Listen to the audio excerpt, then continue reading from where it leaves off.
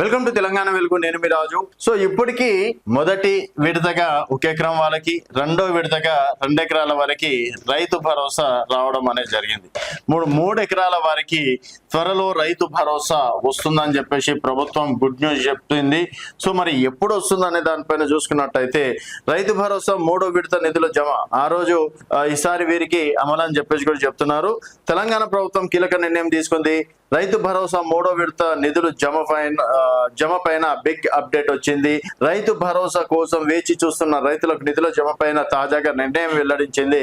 3వ విడత నిధుల జమకై లైన్ క్లియర్ అయ్యింది. మేరకు ప్రభుత్వం ముహూర్తం ఖరారు చేసింది. ఈసారి నిధులు అర్హత ఉన్న వారందరికీ జమ చేయాలని నిర్ణయం తీసుకుంది. సో మరి 3వ విడతలు అయినా సరే మిగిలిన అందరికి ఇస్తారా, కేవలం 5 ఎకరాలు 10 ఎకరాల వరకే ఇస్తారా అన్నది మాత్రం ఇంకా ఫైనల్ కాలే. సో రైతు భరోసా పెండింగ్ నిధుల జమ పైన ప్రభుత్వం కీలక అప్డేట్ ఇచ్చింది. ఈసారి రైతు భరోసా నిధులను ప్రభుత్వం 3 విడతలుగా జమ చేయాలని నిర్ణయించుకుంది. అందులో భాగంగా తొలి విడత కింద లబ్ధిదారులకు మొదటి విడత కింద 3,446 కోట్ల వరకు, అలాగే రెండో విడత కింద దాదాపుగా 2,206 కోట్లు జమ చేసింది. తొలి విడతలో 68 లక్షల మందికి లబ్ధిదారులకి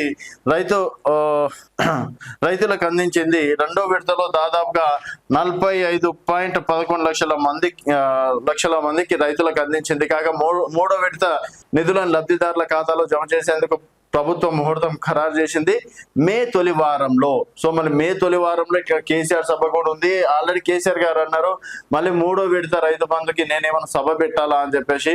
అండ్ వాళ్ళు ఆల్రెడీ మే 6 నాడు పెడుతుంది. మళ్ళీ 6 అవతలనా యువతలనా రైతు భరోసా వేస్తారా అన్నది చూడాల్సిన విషయం. సో మే తొలి వారంలో నిధులు జమ చేయనుంది. ఈ మేరకు ఆర్థిక శాఖ తుది కసరత్తు చేస్తుంది. నిధులను ప్రభుత్వం సేకరించే పనిలో నిమగ్నమైంది. 12,000 కోట్లు సమీకరించేందుకు నిర్ణయించింది. మేరకు ఆర్బీఐ ఇండెట్ ఇచ్చినట్టు కూడా నిధులతో రైతు భరోసా పాటుగా ఉద్యోగుల పెండింగ్ బకాయిలను చెల్లించాలని ప్రభుత్వం భావిస్తుంది. 12,000 రుణం 6 నుంచి 25,000లో చెల్లించనుంది. సో మొత్తానికి దాదాపుగా మే మొదటి వారంలో ఈ రైతు భరోసా 3వ విడత కింద అందరికి ఇవ్వాలి అని చెప్పేసి కూడా భావిస్తున్నట్లు కూడా తెలుస్తుంది. సో ఇప్పటి వరకు 1 ఎకరా 2 ఎకరాల వరకే ఇచ్చింది. ఇప్పుడు దాదాపుగా 10 ఎకరాల వరకు రైతు భరోసా ఇస్తుందా అనేది వేచి చూడాల్సిన విషయం. సో మొత్తానికి మేము మొదటి వారంలో రైతులకి శుభవార్త అని చెప్పేసి కూడా చెప్పుకోవచ్చు. మళ్ళీ ఇప్పుడు జూన్ వస్తుంది.